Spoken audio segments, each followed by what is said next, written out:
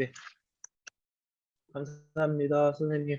예, 너무 재밌게 잘 들었습니다. 저 개인적으로 고영경 선생님 강연을 지금 세 번째 듣는데요. 말하실 때마다 그랩 이야기를 하셔서 제가 6달러 때 봤었거든요. 처음 들었을 때. 그래서 방금 또 그랩 이야기를 하시길래 주식창을 열어봐서 봤더니 3달러 밑에네요. 와, 그때 전 제가 돈이 많아서 망했습니다. 네, 들어갔으면, 얼굴이 안 예, 좋아지고 있습니다. 엄청 망할 뻔했는데, 저도요. 예, 저도 인도네시아에서 여름방학 때 잠깐 지낼 때 그랩하고 고젯을 너무 잘 사용해서 맨날 잔돈, 루피아 잔돈을 이만큼씩 들고 왔었던 기억이 있는데 올해는 거의 처음으로 거의 남지 않고 다 쓰고 오는 첫, 몇 년 만에 처음이었던 경험이 있었던 것 같습니다.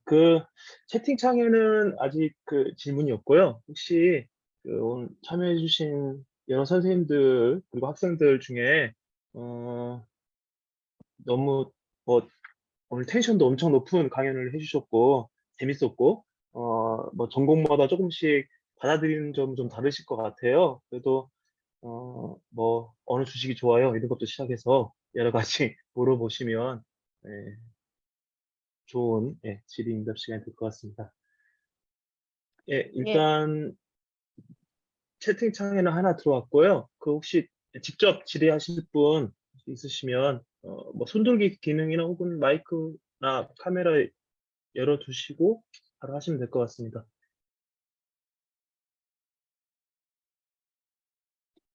예, 어, 지금 뭐 어, 채팅창에 질문이 하나 들어오셔 예, 있어서 예, 예, 제가 답을 말씀을 드릴게요. 예, 동남아 라이브 커머스는 국가별로 조금 차이가 있습니다. 그래서 제가 말레이시아의 라이브 커머스를 하고 그다음에 이 인도네시아의 라이브 커머스에 대해서 좀 조사를 해봤는데 라이브 커머스 시장 크고 있어요. 한국에서 크는 것처럼 라이브 커머스가 크고 있고 인플루언서들이 활동을 하고 있는데 이제 인플루언서에 대한 개념이 조금 다르다는 겁니다. 그래서 인도네시아 인플루언서들은 팔로워가 막 3,800만 명이래요. 100만 이런 건 그냥 베이비 너 이제 좀 시작했니? 네, 이제 좀 뭐 틱톡을 좀 알아가는구나. 뭐 이 정도 수준입니다. 그러니까 1,000만은 넘어야 제가 좀 인플루언서인데 뭐 이런 분위기인 거예요. 그래서 이분들은 자기가 갖고 있는 광고 홍보 효과와 자기 네임 밸류가 너무 중요해서 실제로 라이브 커머스를 하거나 그런 건 하지 않고 돈을 주면 한번 이렇게 이거예요. 예. 그리고 실질적으로 라이브 커머스를 하는 굉장히 많은 자기가 비즈니스를 하는 사람들이 있는데 이분들이 한 10만에서 한 20만, 30만 정도의 팔로워가 있다고 해요. 근데 이분들이 이제 각기 팔아요. 그래서 아직 MCN 같은 회사가 있기는 한데 그렇게 활성화되어 있지 못하고 앞으로 가긴 갈 것 같은데 시간이 조금 더 걸리리라고 봅니다. 그래서 오히려 라이브 커머스 하나의 특정한 커머스보다 좀 더 소셜 커머스 쪽에 가까운 그런 섹터가 지금 발전을 하고 있고요. 이 라이브 커머스를 하고 있는 회사들을 제가 오기 전에 이제 만나서 인터뷰를 해봤는데 그 너무나 중국산 제품들이 많이 들어오고 있기 때문에 그래서 결국은 그런 이 제품 자체의 차별성보다는 가격에 의해서 움직이는 게 많고 아까 말씀드린 그런 한 10만에서 30만 되는 그런 인플루언서 그런 라이브 커머스를 실제로 하는 친구들이 예상외로 엄청나게 잘 판다고 하더라고요. 그러니까 이게 과거에는 네트워크 마케팅이라고 하죠. 예, 그게 라이브 커머스로 저는 좀 옮겨오는. 예, 그래서 우리랑은 조금 다른. 우리는 홈쇼핑이 라이브 커머스로 가는 거고요. 걔네는 네트워크 마케팅이 라이브 커머스로 오는 이런 식의 좀 방향이죠. 발전 방향이 좀 다른 것 같습니다. 핀테크와 에듀테크 중에 더 우선이 무엇이 더 우선 될까요? 예, 에듀테크는 잘 되고 있어요. 근데 팬데믹의 효과를 많이 봤죠. 예, 그런데 제가 가서 듣기로는 유료화를 결정하자마자 유저가 다 나가고 있다라고 해서 예, 예, 그 허들을 어떻게 넘을 거냐. 그게 굉장히 남아 있고요. 제가 에누마의 사례를 들었는데 에누마 같은 경우는요. 그 B2C로 하고 있는 게 아니라 말레이시아 주 정부, 뭐 인도네시아의 주 정부나 뭐 교육청 이런 데하고 손잡고 정말로 교육의 혜택을 많이 받지 못하는 그런 데 있는 처한 사람들에게 그 기기를 제공하면서 혼자서 학습할 수 있는 걸 해주기 때문에 에누마는 약간 사회적 임팩트와 그냥 이걸 추구하는 그 보통의 비즈니스 스타트업 모델을 같이 가지고 있기 때문에 잘 된 케이스고요. 그다음에 아주 예외적으로 수학의 콴다가 잘 되는 경우가 있는데, 콴다 같은 경우는 아시겠지만 수학 문제는 검색을 해서 답을 찾기가 굉장히 어렵습니다. 여러분들 수식을 어떻게 치는지는 아세요? 네, 모르잖아. 그거 치다가 저는 그나마 파이낸스 전공해서 제가 수식창을 열어서 할 수 있는데요. 그게 굉장히 어려워요. 거기 막 시그마 이런 거 붙고요. 막 이러면 어렵잖아요. 그러니까 그걸 사진 찍어서 그냥 찾을 수 있는 거기 때문에 콴다는 그 수학에서 굉장한 차별성을 가지고 있어요. 그래서 그런 것처럼 그냥 에듀텍도 그냥 일반적인 에듀텍이 아니라 되게 샤프한 어떤 그 페인 포인트를 찾아내는 데가 돈을 벌 겁니다. 핀텍은요. 핀텍은 어차피 통장은 가지고 있지만 내가 큰 돈이 아니라 마이크로 파이낸싱이라고 하죠. 예, 그런 돈을 원하는 한 4억 명의 사람이 동남아에 있습니다. 그러니까 4억이니까 내가 1,000만씩만 뭐 한 5천만 명씩만 손님으로 떼가도 장사가 되는 거예요. 그래서 핀텍은 앞으로 굉장히 활성화가 될 텐데 여기서 M&A가 계속 일어날 겁니다. 왜냐하면 하나하나 짜게 이렇게 작은 기업들이 지금은 투자를 받아서 성장할 것 같지만 그 안에 허수가 굉장히 많아요. 예를 들면 아자입 얘기 조금만 더 해도 될까요? 예, 아자입이라고 미국의 로빈후드처럼 인도네시아에서 주식 투자하는 앱이 있어요. 제가 처음 그거 나왔을 때 이거 된다. 왜냐하면 인도네시아 애들이 막 주식 투자를 하기 시작했거든요. 그래서 된다고 했는데 얘네들이 욕심이 과했던 거죠. 또 마케팅비를 엄청나게 많이 썼어요. 그래서 누가 아자입의 모델을 했었냐면 그분 누구죠? 김선호 씨. 김선호 씨가 아자입 모델이었어요. 아시죠? 한국에서 김선호 씨는 정우성급은 아니에요. 예, 그렇지만 나름 인도네시아하고 필리핀에서는 야, 김선호 씨 때문에 울어. 그래서 스캔들 났을 때 막 울고불고 난리 나서 우리는 김선호의 정황이 밝혀질 때까지 아무런 논평을 하지 않겠다라고 팬들이 기다렸거든요. 그 정도. 그래서 갯마을 차차차가 떴을 때 그 많은 뷰수를 필리핀과 인도네시아에서 갯마을 차차차를 밀어 올렸습니다. 원래도 인기가 있었지만 밀어 올린 정도의 수준의 모델을 썼어요. 근데 이 아자입이 엄청나게 유저가 많다고 얘기했는데 그 안에 허수가 많은 거예요. 있긴 있어. 계좌는 있는데 주식을 한 번도 안 산 계좌가 너무 많은 거예요. 그러더니 지금은 밸류가 엄청나게 깎였거든요. 유니콘이 됐다가 밸류가 엄청 깎였는데 지금 이번에 갔더니 누구를 모델로 쓰고 있냐면 김선호보다 훨씬 더 비싼 사람을 모델로 쓰고 있더라고요. 도배를 했더라고요. 블랙핑크 리사를 썼습니다. 제가 이제 스나얀 물리아 호텔에 있었는데 그 스나얀 물리아 앞에 그 길에 보면 물리아 가는 길에 보면 이게 전광판이 있어요. 그 가운데 기둥에 전광판에 한 20, 한 몇십 개가 이렇게 쫙 붙어 있는데 거기 리사가 이렇게 쫙 붙었어요. 그게 다 아자입 광고였어요. 그래서 핀테크에서 옥석이 가려진다. 이미 밸류를 많이 받았던 핀텍은 좀 밸류가 많이 깎일 가능성이 높아요. 예.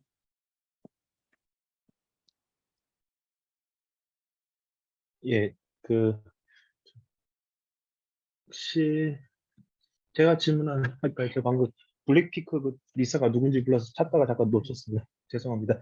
그 궁금한 거 중에 예. 하나는 결국에 그 슈퍼앱들이 파이낸싱 분야로 마지막으로 간다고 하셨거든요. 그게 보통의 은행업에서 말하는 애드마진을 먹기 위해서나 혹시 뭐 증권회사, 투자회사에서 자기 다시 재투자하기 위해서 그걸 하기 위해서 그런 건가 아니면 그냥 일반 전체적인 고객들에게 우리는 파이낸싱한 기업이니까 믿을만해. 뭐 혹시 뭐 이런 걸 심어주기 위해서 하는 건지 뭐 그게 조금 예. 의아하기도 하고 한국의 은행들이 그렇게 돈을 많이 벌지만 또 그렇다고 넘버원 기업은 되지 않잖아요. 한국의 경우에는 신한은행이나 뭐 돈 많이 번다고 하지만 좀 그게 부족한 것 같아서 예, 그게 좀 의아한 생각이 들었습니다. 사실은 이제 예대마진이 기본적인 구조이긴 하죠. 그런데 그러려면 안정적으로 내 그 대출을 빌려가서 돈을 잘 갚아야 되는 기업이나 개인이 많이 있어야 되지 않습니까? 그런데 우리는 그거를 이자율을 어떻게 계산을 하냐면 신용 정보를 보고 해요. 얘는 돈을 떼먹을 가능성이 낮다, 높다가 나와야 대출을 해주는데 아세안은 신용정보 데이터 자체가 많이 부실합니다. 말레이시아가 있긴 있어요. 그나마 좀 있고요. 태국도 있긴 있습니다. 근데 부실하죠. 그 범주 안에 들어가는 사람의 숫자가 작아요. 기업도 마찬가지예요. 규모가 작아지면 식당도 회사는 회사인데 신용정보는 없는 거죠. 그러니까 그런 숫자가 인도네시아는 어마어마하게 많은 거예요. 원래 은행 계좌도 잘 없는 애들인데, 그런데 얘네가 은행 계좌는 다 없는데 뭐는 갖고 있냐면 고페이는 다 있는 거예요. 아니 하다못해 구루마에서 박소를 팔아도 고페이는 받잖아요. 그리고 오토바이 운전기사도 고페이는 받아야 되니까 그 기록이 결국은 이 사람의 신용 정보가 되는 거예요.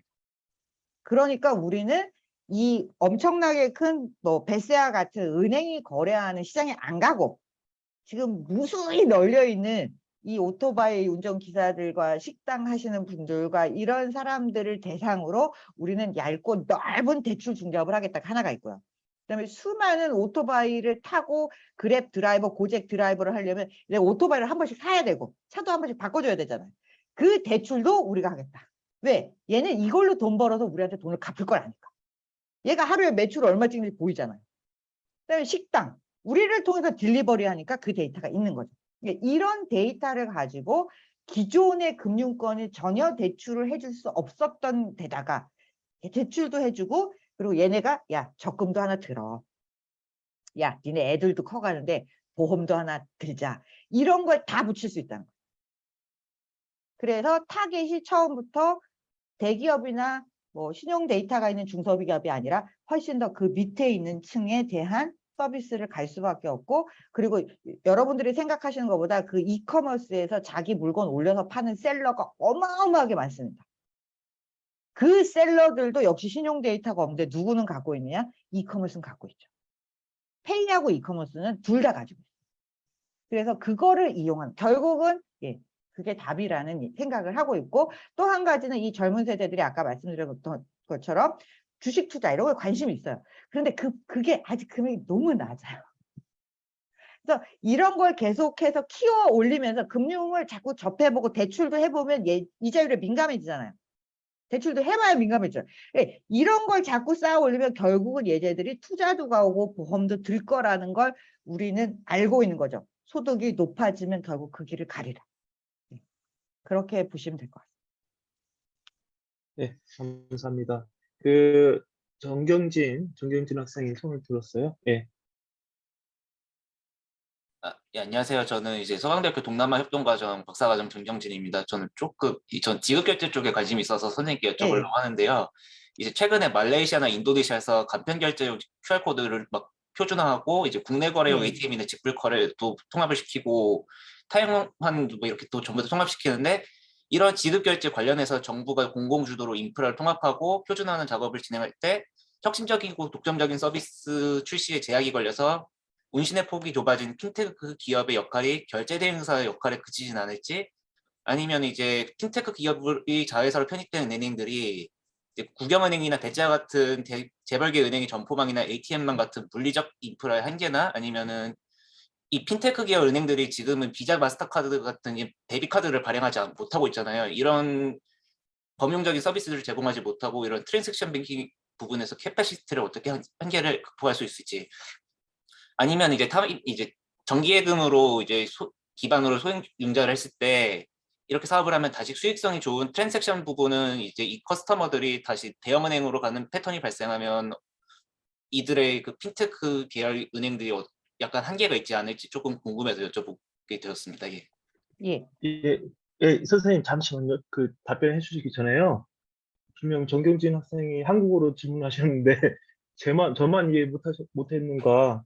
혹시 질문을 조금 정리하셔서 답변자가 같이 좀 해주시면 좋을 것 같아요. 너무 질문이 좀 어려운 것 같기도 합니다. 예.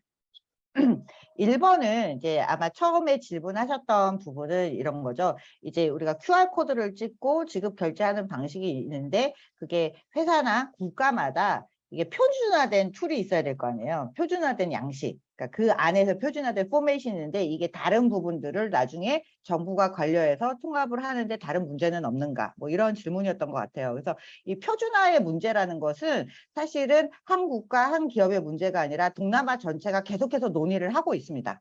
그래서 논의를 하고 있는데 아직 답은 안 나왔어요. 이런 논의는 계속 논의만 하다가 언제 닥쳐서 이제 또 해결을 하겠죠. 그런데 중요한 것은 제가 아까도 말씀을 드렸지만 슈퍼앱들은 리저널라이제이션을 했잖아요. 그러니까 내가 한국가에서만 서비스하지 않아요.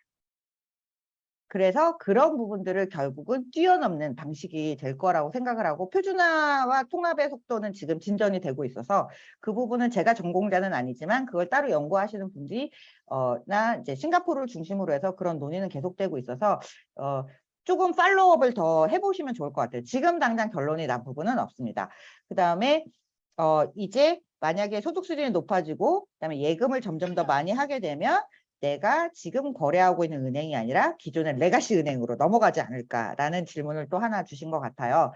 예, 그럴 수 있는 가능성이 없지는 않아 있습니다. 그런데 그러려면 두 가지 조건이 전제가 돼야 돼요. 왜냐하면 한 가지는 지금 만들고 있는 그랩의 디지털 뱅킹이라든가 이런 데가 리스크가 있어야 돼요. 아, 얘가 뱅크런 사태가 올지도 모른다. 이런 위기감이 오면 내가 돈이 많으니까 난 그런 데 넣지 않을 거야. 라가 될 테고, 그런데 여러분들이 토스나 카카오뱅크를 쓰시면서 그런 리스크는 들지 않죠. 왜냐하면 큰 돈을 넣지 않기 때문에. 그러니까 지금은 아직 대상이 큰 돈을 어차피 늘 받을 생각이 없어요. 그래서 그랩이 지금 미끼 상품으로 내놓은 게 싱가포르 뭐 5,000달러인가 뭐 그것까지예요. 그러니까 많은 돈을 원하지 않는 거예요. 어차피 그 고객은 나한테 안 온다는 걸 알고 있어요. 그래서 거기가 타겟이 아니고, 만약에 저는 반대로 생각하면 나한테 이렇게 작은 금액으로 왔던 고객들이 이 서비스가 편해져서 돈을 더 벌어도 여기를 떠나지 않게 만드는 전략을 구상할 거라고 봐요. 저는 최근에는 다른 은행을 안 쓰고 전부 토스로 예금을 모았어요. 토스가 써보니까 너무 편하더라고요. 저도 예금이 뭐 수십억이 있는 사람이면 얼굴이 이렇지 않죠. 예. 그러다 보니까 그런 정도의 것을 트랜잭션하고 쓰는 데는 기존의 은행 거보다 이게 나쁠 리는 없을 것 같아요. 그래서 시장은 아예 세그멘트가 지금은 다르다. 그래서 세그멘트를 뛰어넘는 때까지는 아직 시간이 있다. 그래서 지금은 다른 시장을 놓고 경쟁을 하고 있다라고 볼 수 있을 것 같습니다. 그리고 또 하나가 뭐였죠? 하나가 더 있었는데. 이렇게 저 같은 경우 이제 타임 디포짓을 그냥 조금씩 모아서 했는데 이제 소액 고객들이 이제 범용적인 거래는 못하니까 오히려 범용적인 거래를 할 때는 다른 데로 그 대기업 은행으로 그냥 예. 계정을 쓸 예. 거는 아닌지, 아니면 아니요, 글로벌 아마 예. 그거는 그 서비스를 계속 만들어 갈 거예요. 토스가 뱅킹만 하다가 은행 계좌를 다 모았다가 그다음에 보험도 다 찾아볼 수 있게 했다가 이제 증권을 다 찾아보게 하고 지금 대출로 가잖아요. 그런 식으로 단계별로 진화하게 될 거라고 저는 생각을 하고 있어요. 예. 네, 답변 감사합니다. 네. 예, 그 김종원 선생님이 손 드셨네요. 예, 김종원 쌤 질문. 네, 선생님 안녕하십니까. 네, 동아연구소의 김종호입니다. 네, 강연 정말 잘 들었고요. 제가 궁금한 것은 사실은 저는 정정호 선생님처럼 선생님 강연 이번에도 들었고 뭐 유튜브에서도 종종 들었는데 이제 이런 관련된 슈퍼앱이나 디지털 경제 얘기 들을 때마다 들었던 생각이나 고민 중에 하나는 과연 이 동남아시아의 이 앱이나 그 디지털 기반의 그 소위 말하는 4차 산업혁명 기반의 그 벤처 기업들이 국가 경제 측면에서 봤을 때 얼마나 고용을 하고 있는가라고 하는 것이 궁금하거든요. 그래서 우리가 흔히 이제 이런 슈퍼앱 경제를 이제 제조업이랑 많이 비교를 하는데, 고용의 양적인 측면에서도 우리 전통적인 시각에서는 이제 양적인 측면에서 봐도 제조업이 사실은 고용 측면에서는 훨씬 더 많고, 또 질적인 측면에서 봐도 예를 들어 슈퍼앱이나 뭐 그랩이나 고잭 같은 경우에는 뭐 라이더들을 엄청나게 많이 고용을 한다고 하더라도 그 라이더들의 이 벌어들이는 수익과 제조업 기반의 뭐 공장에서 일하는 사람들이 벌어들이는 일정한 월급을 받아들이는 수익과 이제 그 고용의 질적인 측면에서도 양적인 측면에서도 이 제조업과 그 디지털 경제는 차이가 있다고 생각을 하고, 그리고 국가 경제 측면에서 보자면 예를 들어 뭐 1조짜리 유니콘 기업 그 슈퍼앱 기반의 기업이 있다고 하고, 혹은 다른 1조짜리 뭐 오토바이 생산하는 공장이 있다고 한다면, 그렇다면 국가 경제 입장에서 보자면 오히려 제조업 기반의 이 기업이 더 중요한 것이 아닌가.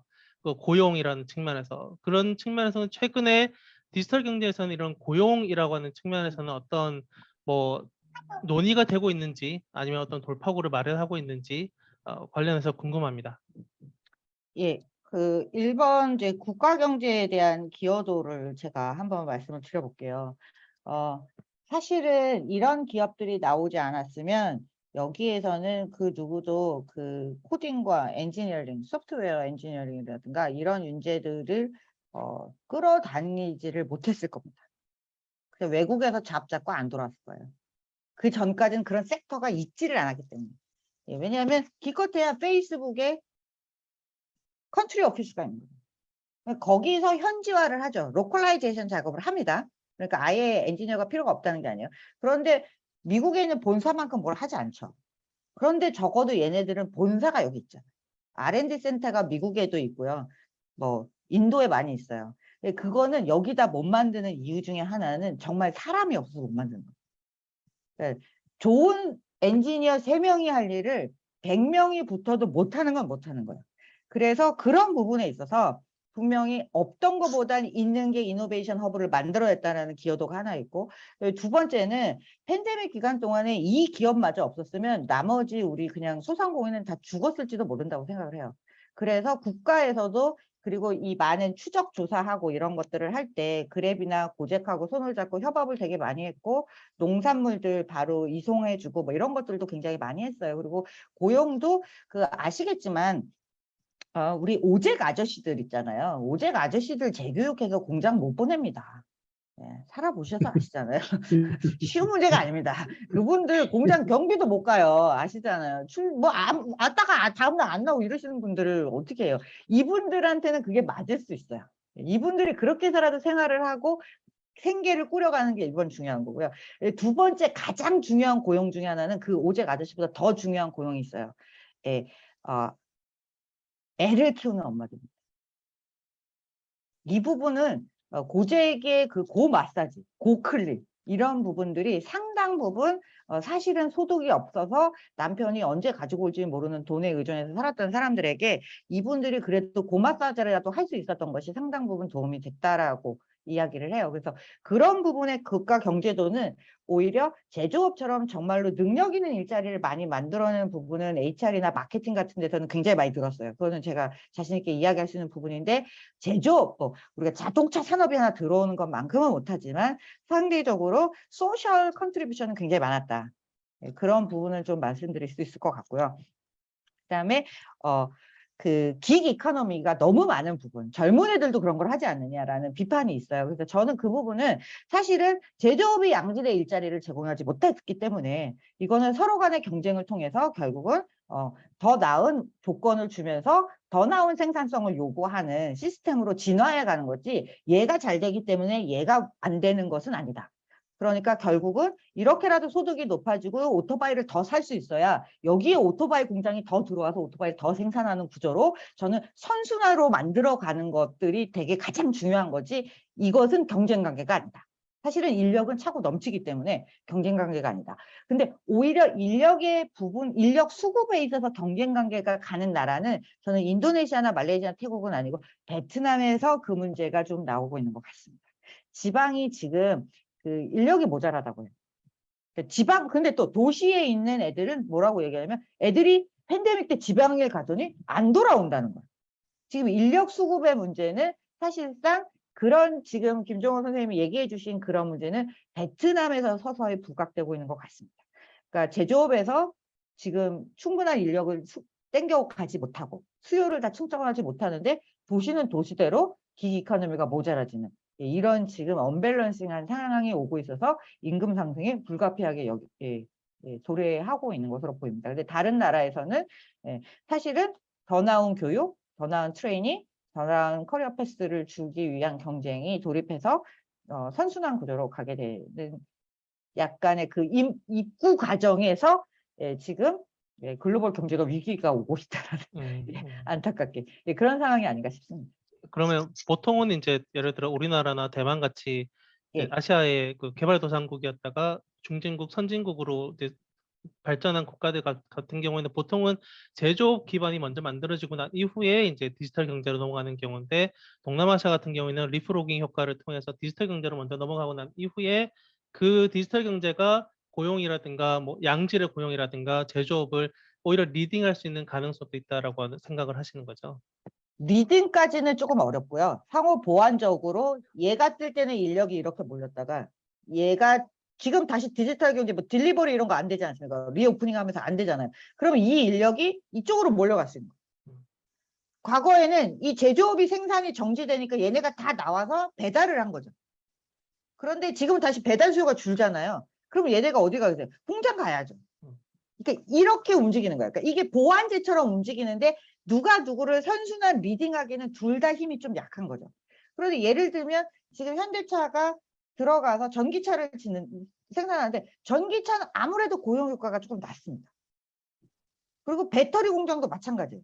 그러니까 고용 효과가 전보다 낮기 때문에 이거를 다 제조업이 흡수하기에는 여전히 조금 모자른 감이 있는데 그럼에도 불구하고 그래서 계속해서 외국인 투자가 결국은 들어오는 것밖에는 기대할 부분이 어쨌든 완벽한 선순환 구조로 넘어가는 이행 과정에 있는 이때에는 지금보다는 더 많이 투자가 들어와야 되는서 우리 조코이 대통령이 열심히 세일 잘하러 다니고 계신다. 이렇게 보여집니다.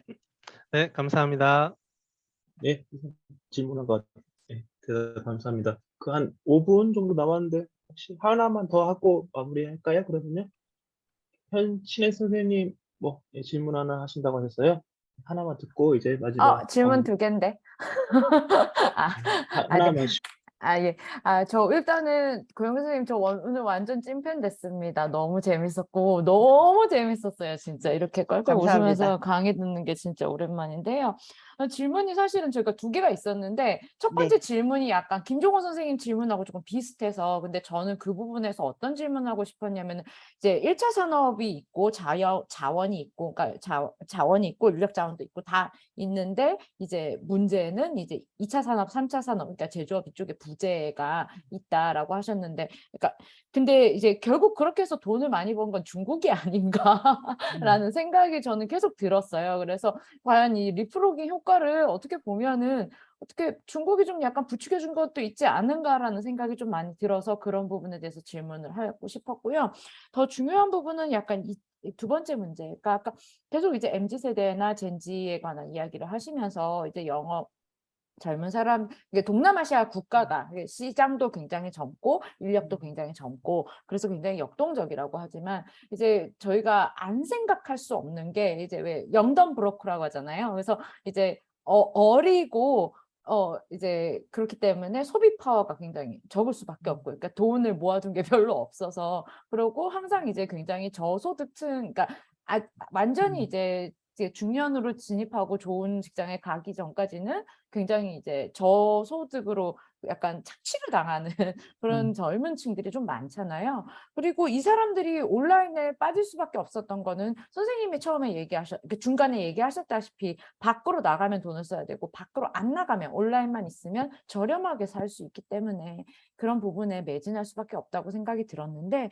과연 그 4차 산업혁명이 이제 이 젊은이들을 계속 가난하게 만들 건 아닌가라는 생각이 저는 계속 드는 거예요. 그러니까 물론 옛날처럼 부자가 안 나오면 그래서 모두가 다 균등하게 이렇게 재분배가 된다면 좋겠지만은 결국은 이러한 동남아시아에서의 아세안 국가 내에서의 이런 4차 산업 혹은 리프로깅 이후에 일어난 것들이 결국은 이 젊은이들이 아까 뭐 제조업으로 돌아간다고 하더라도 결국은 비슷한 사이클로 머물지 않을 것인가. 과연 4차 산업혁명이 우리가 원하는 어떻게 보면 좀 더 평등한 게 경제적으로 재분배가 더 고루 이루어진 사회를 만들어내는 데는 아직 똑같은 한계를 갖고 있지 않는가라는 생각을 저는 할 수밖에 없었어요. 그래서 그러니까 정말 그러니까 과연 이 4차 산업혁명 혹은 슈퍼앱 디지털 경제가 이제 앞으로의 젊은 세대들한테 이득이 될 수 있는 경제인지에 관해서 좀 질문을 해보고 싶었습니다. 고맙습니다. 네, 감사합니다. 일단 이제 첫 번째는 이제 우리가 산업 구조를 이야기하지 않을 수 없어요. 그런데 우리가 산업 구조를 보면 산업 경제가 발전할수록 이제 산업이 고도화되면서 1차 산업이 줄고 2차 산업이 커졌다가 결국은 서비스업이 가장 큰 포션을 차지하잖아요. 근데 이 서비스업을 가늠을 할 때 좀 더 생산적이고 좀 더 미래지향적이거나 이런 포션이 계속해서 늘어나줘야 됩니다. 그러니까 언제까지 식당과 관광업만으로 서비스를 다 메꿀 수는 없는 거예요. 그러니까 이제 그런 의미에서 저 슈퍼앱은 많은 기업들에게 기회를 줬다는 거죠. 말씀드린 대로 우리가 계속 오토바이를 타고 내릴 때마다 그 현찰로 계산을 하면 무슨 문제가 생기냐면 그 오토바이는 그나마 난데 나머지 식당은 잘 되는 식당도 세금을 매길 방법이 없어요. 여러분들 아시겠지만 인도네시아에서 누가 그렇게 세금을 잘 내고 있겠습니까? 나라가 캐시리스 사회를 굉장히 원하는 이유는 그 세금 때문에. 그런 것들조차도 투명한 과정으로 넘어가는 겁니다. 은행의 문턱이 낮아서 정말 필요한 돈이 단돈 얼마인지 아세요? 가장 빌리고 싶은 돈이 10만 원에서 50만 원이에요. 근데 그걸 한번 빌리면 얘네도 고리대금 세가지고요. 사금융이 막 30% 막 이래요. 그러니까 그런 부분들에 대한 굉장히 긍정적인 효과를 우리가 굳이 무시할 필요가 없는 거예요. 그리고 분명히 여기서 마케팅에 종사하던 애들도 이젠 디지털 마케팅을 배운다는 거죠. 옛날에 전단 돌리던 애가 그래도 페이스북에 글을 올리고 그러니까 좀 더 미래지향적인 입구를 들어갈 수 있는 이 많은 고용을 그럼에도 불구하고 이 그랩이 직접 고용하는 게 아니라 그랩을 하기 위해서 들어있는 다른 회사들, 엮여있는 회사들까지도 결국은 쇼피의 셀러가 되기 위해서도 배운 사람이 그럼 쇼피가 안 되면 내가 페이스북에 가서도 해도 되는 거고 내가 페이스북으로 하다 내 걸 차릴 수도 있는 거고 분명히 이 생태계가 선순환 구조를 가지고 있다는 거는 맞는 것 같아요. 그래서 내가 돈이 없어도 뭘 해볼 수 있다는 그런 기회를 가지고 있기 때문에 적어도 서비스업이 발전하는 데 있어서 전반적인 IT의 분야를 새롭게 깨우쳐준 데에는 분명히 이유가 있다라고 생각을 하고 있습니다. 그래서 이 4차 산업혁명은 누군가에게는 분명히 피해를 입힐 수 있습니다. 줄어드는 분야가 있을 수밖에 없어요. 예전에 스탬프 찍어주던 사람 없어지고 이런 거. 근데 아시다시피 인도네시아가 제가 변화의 속도가 빠르다고 했지만 그렇게 빠를 수 없어요. 아시다시피 제가 빠르다는 건 과거에 얘네들보다 빠르다는 거지 저희보다 빠르게 움직이지는 않아요. 예, 그런 점에서 분명히 이 변화는 긍정적인 변화를 분명히 수반하고 있다. 그리고 전반적인 교육에 대한 의지 이런 부분들을 다 전반적인 영향을 미치고 있다라는 부분은 분명하고요. 긱 이코노미 같은 경우에도 또 다른 말씀을 드리자면 긱 이코노미를 끝까지 하고 싶은 사람들도 있고 그렇지 않은 사람들도 있어요. 그러니까 왜냐하면 자기가 이거 굉장히 문화적인 특성에 가깝더라고요. 그래서 그 예전에 이제 그 말레이시아에서 푸드판다 딜리버리 하는 애들이 데모를 했어요. 처우가 안 좋다고. 그런 일이 일어나는 거예요. 그러니까 이 사람들이 긱 워커이기는 하지만 내가 부당한 대우를 참고 아무 대응을 하지 않는 사람들은 아니라는 거예요. 오히려. 그래서 그런 부분들에 대해서도 우리가 좀 고민해 볼 필요는 있다. 그런데 다만 너무 일부의 계층의 부가 집중되고 배분되지 않는 구조 이런 것들을 굉장히 우려하는데 그래서 이들이 굉장히 강조하고 있는 게 사회적인 책임을 굉장히 강조하고 있는 거예요. 왜냐하면 이게 조금 다릅니다. 한국은 카카오를 안 쓰고 제가 살기 어렵다고 했잖아요. 그런데 인도네시아는요. 내가 쇼피가 마음에 안 드는 순간 바로 토코페디아 갈아타고요. 바로 북갈라팍으로 갈아타면 돼요. 경쟁자가 없는 그 시장이 아니에요. 그래서 그 부분을 엄청나게 신경 쓰는 거예요. 한 번이라도 미운털이 박히면 내가 골로 갈 수 있다. 그래서 이 경쟁 구도가 남아있는 것은 제가 중국이나 한국 시장하고 되게 다른 점이라고 보여집니다. 그 다음에 이제 MZ세대 얘기하셨는데요. 그 MZ세대하고 G세대는 너무너무 많이 달라요.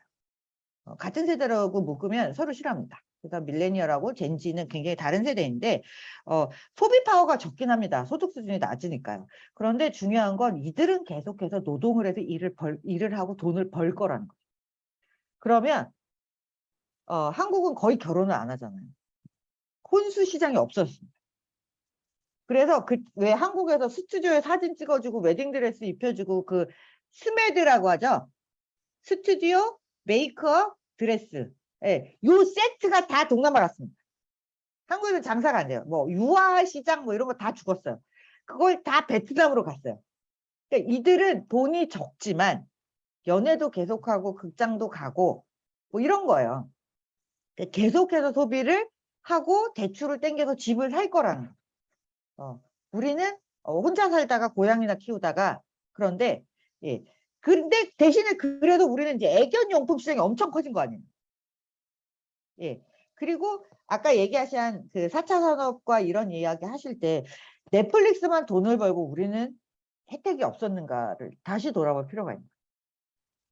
우리가 컨텐츠를 만들었는데 넷플릭스 혼자 돈을 벌고 우리는 별로 수익 쉐어를 못했다. 그런데 그 다음에 우리의 몸값이 높아졌잖아요. 똑같이 경쟁이 되고 시장이 커가면 우리가 생각하는 그 긱 이코노미도 오토바이 기사도 더 데려가려고 노력을 할 것이고, 예, 그런 일들이 셀러도 더 잘해주게 돼. 쇼피가 2등인데 라자다를 이긴 가장 큰 원인 중에 하나는 처음에 셀러 대우를 굉장히 잘해주고 무료 배송 같은 거 되게 많이 해줬어요. 셀러를 라자다에 있는 셀러를 다 끌어갔습니다. 그리고 라자다가 주저앉았어요. 그래서 라자다가 그 뒤로 다시는 일어나지 못하다가 올해 돈을 수십억을 쓰겠다고 했습니다. 그래서 앞으로 이커머스 전쟁은 더 일어날 것 같아요. 예.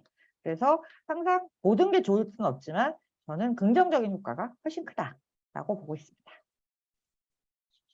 예, 선생님 답변 감사합니다. 뭐 더 이상 시간도 다 됐고 그래서 질문 마무리를 해야 될 시간입니다.